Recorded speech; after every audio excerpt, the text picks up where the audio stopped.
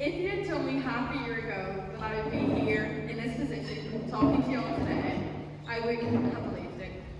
And I certainly wouldn't have believed I was capable of being away from my home for this long, as I've currently been in the States almost 3 months.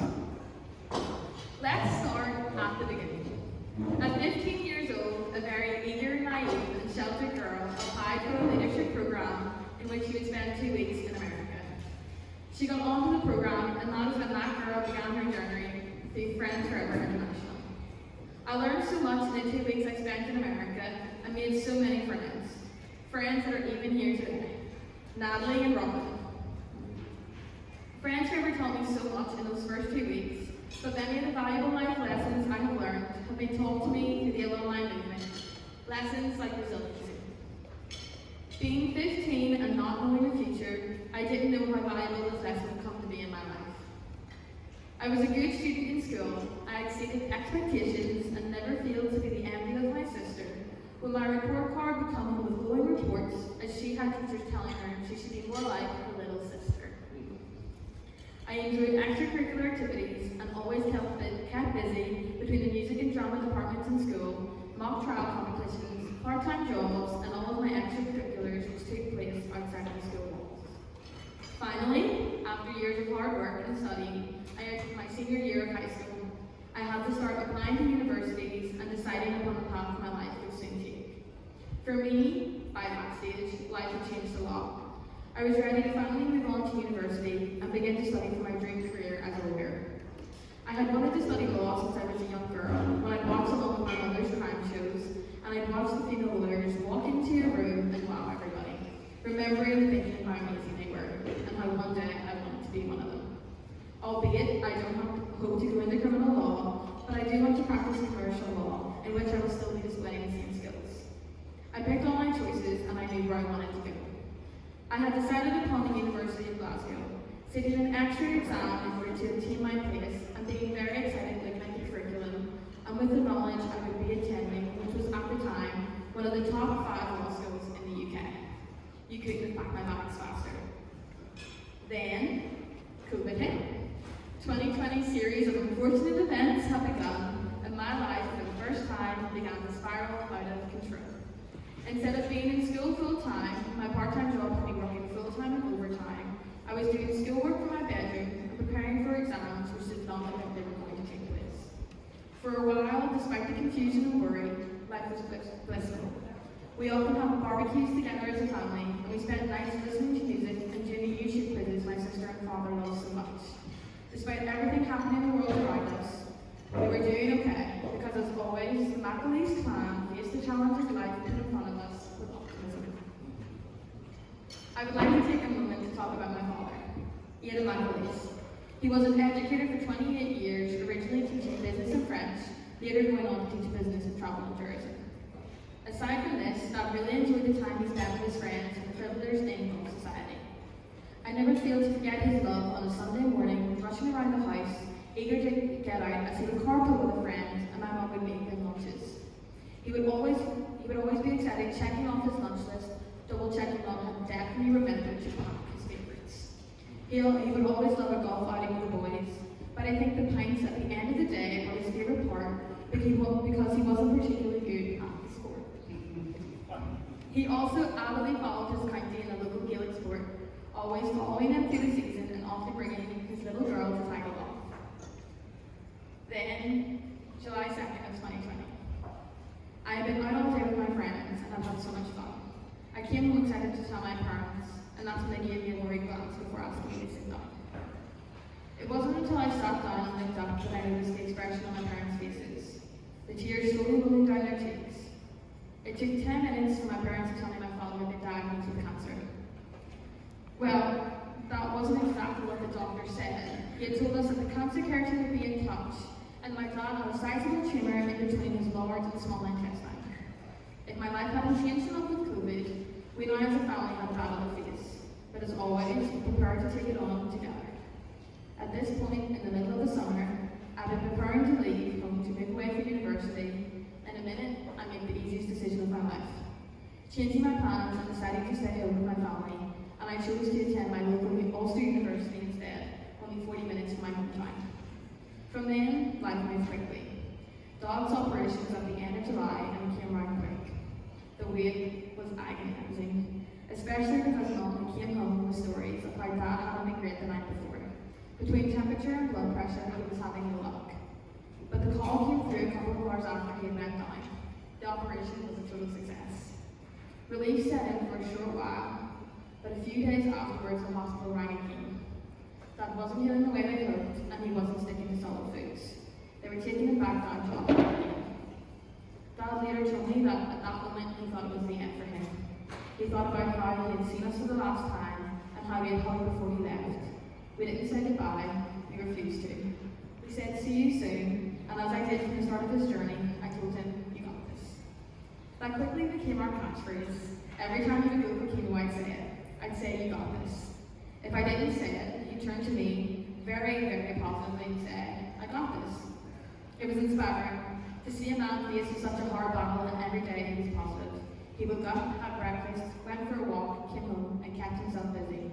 Whenever I could, I would force him to watch TV with me, watching our favourite shows, Brooklyn Nine-Nine, Ted Lasso, and Superstore. Well, our three favourite shows to watch together. We often used the slang coined by our favourite characters within the shows, and my mum would always get annoyed. Dad fought hard. I don't think I've ever seen someone value life so much. We fought right until the end. On the 30th of July, 2021, my father lost his battle to cancer. Anyone who has ever experienced the death of a family member will know that the next couple of days were a blur. We sat with Dad for a while before returning home, preparing in the calm before the storm. Over the next 3 days, I heard stories of my dad, amazing stories of his humour and wit. The men from his hometown and the men he had met in his new home, the men with which he drank and played golf with, all came together. As I said, Dad in his time had been an avid member of the Fiddlers and Golf Society and was the treasurer. Despite his input into the inner workings of golf days and outings, he himself, as I said, was not good at golf. Not good at all. Sorry. As I see by today's scoreboard, some of you have a lot in common with my father.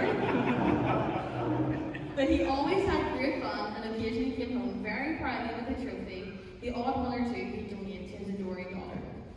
Therefore, when the men all met together, they hatched a plan. They would come together and the AMAC Golf Classic, as AMAC was my father's nickname, to raise money for a variation of charities was underway. A way to remember my father's legacy and to help in the ways he had hoped to before he passed. The AMAC Golf Day happened this year on the 24th of April. Unfortunately, I missed it as I was here. Not completely unfortunately, as I was having a lot of fun in the States between the different volunteer work I was doing, but it was definitely a hard day to be away from home. I did, however, enjoy working with a team of young women who were versions of me at the age of 15 that were here at that time on their program. You see, for a while after I lost my dad, I also lost myself. I spent 4 months shutting myself down, and I slowly lost the happy girl I was, and things became a lot harder. I shut off from exercising, being healthy, focusing on school, caring about school, and I found myself getting sick a lot as my mental health deteriorated. I even gave up friends forever because I couldn't focus on anything. I spent 5 months feeling sorry for myself, allowing myself to be sunk into a dark hole. If you had met me during this time, you wouldn't have known it. You wouldn't have known that I was 300 miles away crying in my bed as I was standing talking to you. I work in the bar my father used to drink in, and the bar with which he played golf with, and sometimes I would look where he used to sit and a tear would fill my eye.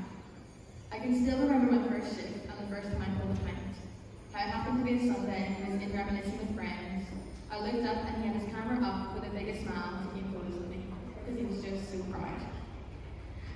When I made the decision that I wanted to start to heal, I decided to come back to the things I love. Things like Friends Forever. It was the easiest of my love things to come back to, because at Friends Forever there's always an open door policy.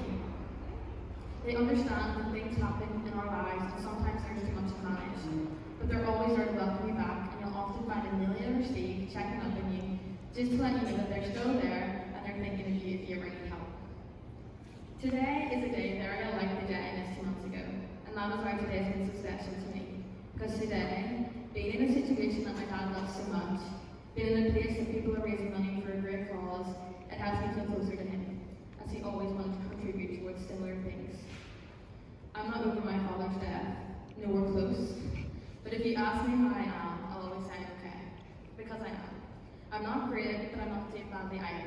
because my dad wouldn't want me to be sad. He loved life, and he would want me to love life too. And that's why I'm here. I chose to come here on the basis that if he were still alive, he would have kicked me on the plane, because he loved exploring new places and taking all the opportunities life afforded to you, like the semester abroad he took it to lose. I don't regret coming here. If anything, it has helped me heal. Having this opportunity to be here today, this experience French River has given me, has been incredible. I grew a lot in 2 weeks at 15, and in the last 3 months at 20 years old, this organisation has helped me to grow so much more, and being here has helped me to truly find myself again. There isn't a price on earth you can put for this experience. Being able to come here and get involved with programs, being out every day with participants, out in the community, working with youth, and helping to prepare for events like today, as well as working towards the groups coming next week, I've been kept busy, and it has helped with the healing process. Being French River has allowed me to work on my health both physically and mentally. With their encouragement, I've been able to eat healthy and exercise daily, all with the intention of soon being able to run my first 5K. I know my dad will be with me every step of the way, even though he could not run one himself. Today, I was supposed to share my story, but I hope I didn't. Instead, I hope this speech serves as an ode to my father. I hope what I've shared with you today has honoured his memory, and that in my words, you too have had the opportunity to get to know him, even just a little bit. Because he was an amazing man, and as he liked to say himself, he was a legend. You would be so overwhelmed by the generosity in this room, and you think your contributions today are amazing. So, on behalf of all participants, thank you. I also think you would be proud of me. Finally, I believe he would want me to share with you all the message I plan to share with all the French River kids coming this summer. Never forget, no matter what you're going through,